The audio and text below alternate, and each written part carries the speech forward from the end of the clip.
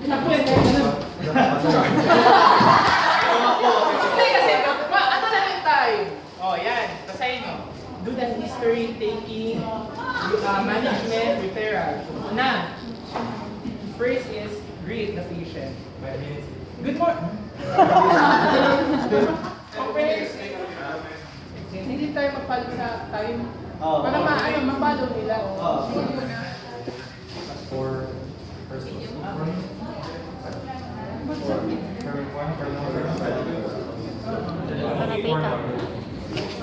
Sorry sa intermission.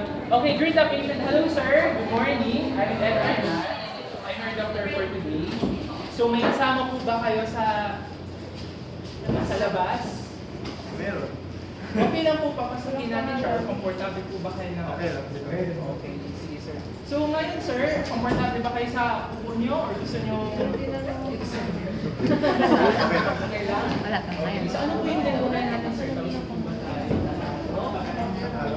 Tagalog. Okay lang po mag-Tagalog tayo. Okay.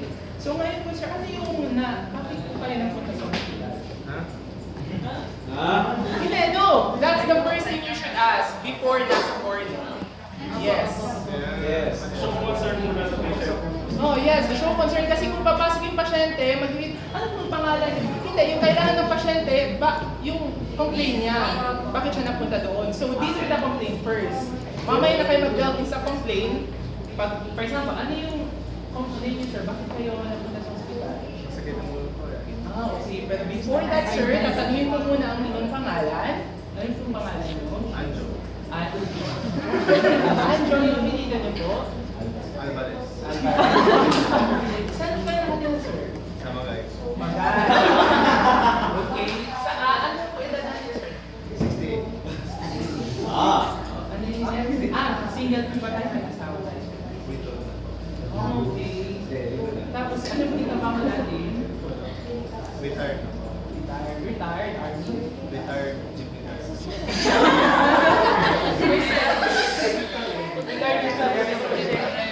Ano po yung religion natin, sir? Ito po tayo kinanganak sa Pilipinas? Apo. Tagalog po ba tayo sa nature or ano yung ethnicity? Tagalog. After that, you delve in with a chief complaint. Anong sabi mo chief complaint? Masakit yung ulo. So, all guards agad. Kailan mo na-start yung sumakit yung ulo niyo, sir? Siguro mga 2 weeks na. So, sa ulo, sir, saan part po ba sumasakit? Sa isang side lang po, dito po, sa likod? Parang dito sa harap. Nawawala po ba? Or talagang continuous yung pain? Wala pa. Yung pain po ba parang kinupo mo or yung puso? Ano ba siya? Pinupupog ka, yung parang pain sa ulo nyo. So, kailan po sumasakit yung ulo niyo, sir? Ano pong mga aktibidades na ginagawa niyo?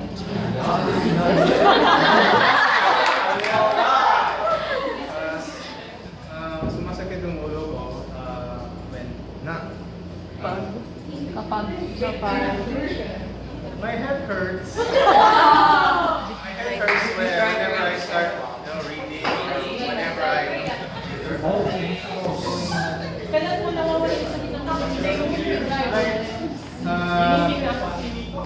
So nawawala man yung sakit ko when I sleep. Timing, I will skip because that's the journey yung tinanong ko kanina. Sa pain scale po natin, sir, 1 yung hindi masakit, 9 yung masakit. Alin po? Saan po talaga yung pain scale natin? 5 yung medyo lang. 6. Mga 6. Okay. So, yun na yung old cards. Next is your past medical. Okay, sir. Sa mga tinanong ko, sir, may ibang complaints pa po ba kayo na gusto nyo sabihin sa akin? Kasi sa masakit yung ulo nyo? Proceed. Past medical. May allergies po ba kayo sa gamot or pagkain, sir? May ininom. Anyways, may idagdag tayo sa HPI. Sinabi ni patient na sumakit yung ulo niya, may gamot po ba tayo na ininom, sir, para ma-relieve yung sakit ng ulo natin? So, wala. Pass na tayo, ha? Okay? Are you with me? Pass. May allergies po ba tayo sa food or sa drugs, sir? Sa mga gamot? Seafood lang po. Lahat ng seafood po. Okay. May mga gamot po ba tayo or vitamins na ininom, sir? Centro. Centro. Everyday morning. May previous, ano po, noon po, na-hospitalize na po ba kayo? Due to ano po? Ano po yung sakit nyo dati?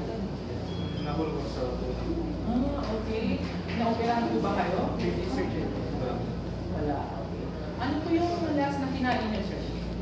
Before kayo pumunta ng hospital? Ano yun? Event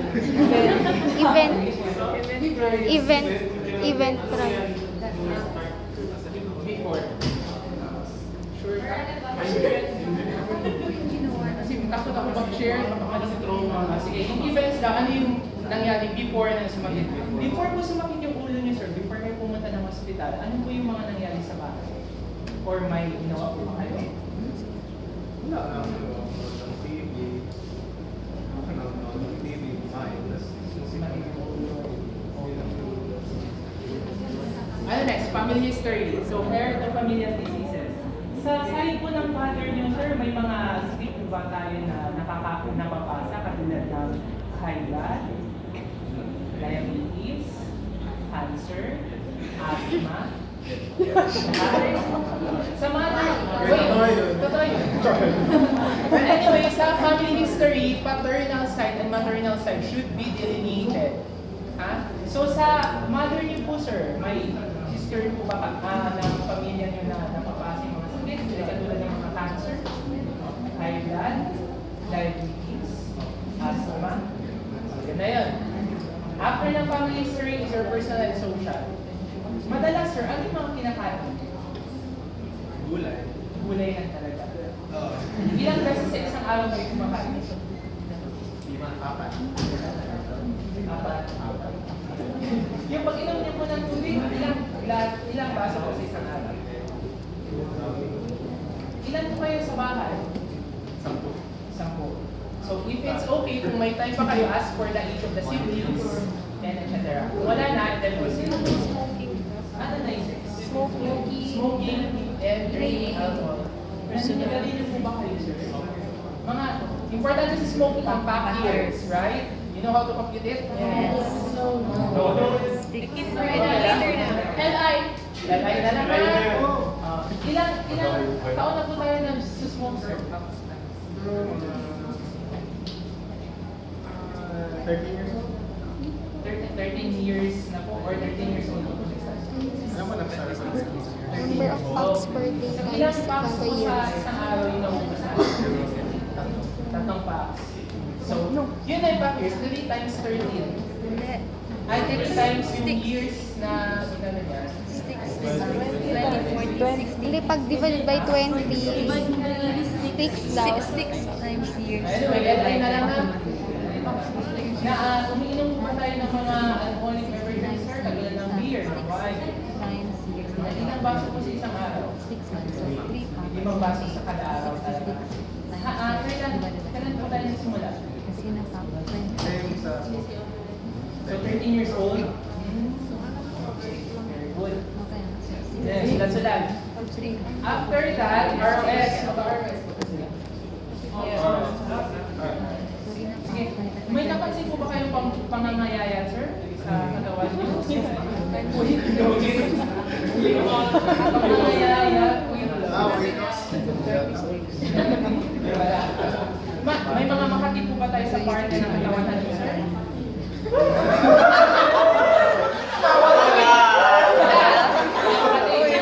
Makati daw ba sa katawan? Wala. Yung sinasabi niyo po, sir, kanina masakit yung ulo niyo, right? Sumasakit din po ba yung mata niyo pag sumasakit yung ulo niyo? Yung ilong niyo po, walang lumalabas. Hindi masakit o walang lumalabas na sipon or discharges. Sa tenga niyo po, hindi pa masakit.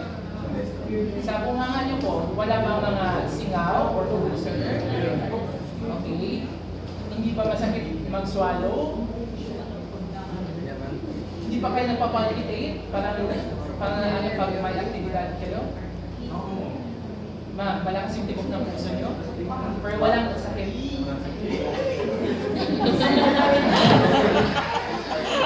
Hindi po ba kayo king sir? Pag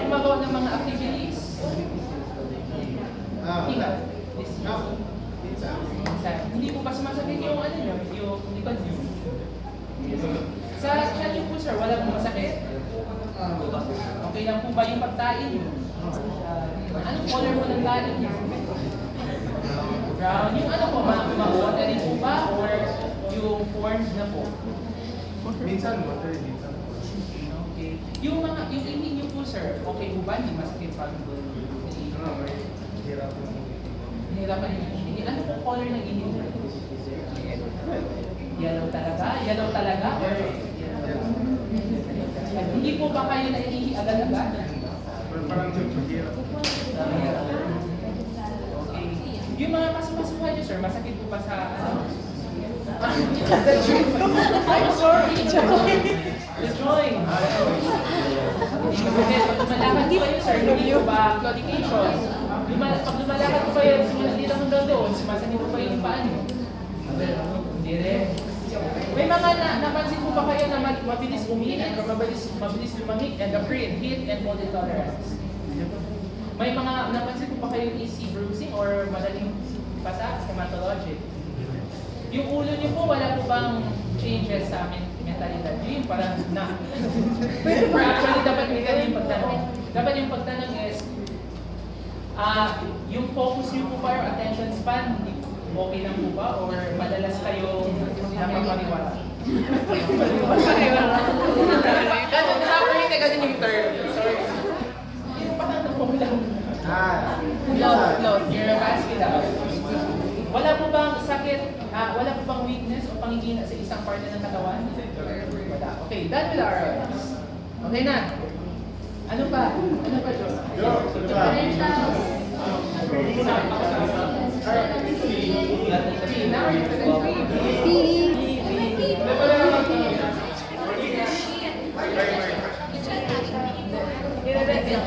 Assuming na kasi sa level nyo, yes, alam ko, wala pang PE. Right? Wala pang PE, history lang. Actually, pati ROS ata, wala pa. History lang talaga, lahat ng history. Oh, pero yun ang mga, ano ko yan sila sa ano mangyayari? Yung next nito is your management sa pasyente. Kung anong gagawin. So sinabi niya, masakit yung ulo niya. So ngayon sir, masakit yung ulo niyo, bibigyan ko po kayo ng ibuprofen. 350 milligrams. ID po, ibig sabihin 3 beses sa isang araw. Kada after kain. Pagkatapos kumain. Before that, magiging pressure mo na sakit. Yung parang hindi ka sa Wait lang kasi ang impression, after nag-hindi pa. There's supposed to be history of daily, then impression, then differential diagnosis, with management and Tapos na tayo sa history, before tayo mag-manage, dapat sabihin mo natin sa patient ano yung diagnosis. Sir, ngayon po, base po sa aming nakalang informasyon sa history niyo at sa mga naitanong ko, yung impression mo natin, yung sakit niyo is head leak. Char-char na ha? Cluster head leak. Isa pong klase ng head leak kung saan char. Hindi pa nabasa. Cluster, ibig sabihin dito lang, di ba, sa one side. Pag sumasakit po yung ulo nyo, dito lang sa isang side, i-char-char niya ang diagnosis. Hindi sila particular sa kung tama kayo o hindi. Basta may diagnosis.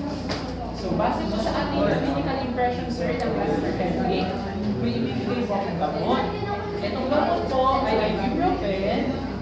Yun po pala sa isang ulo para mawala. 150 milligrams, 3 beses sa isang araw, inumin niyo po pagkatapos kumain.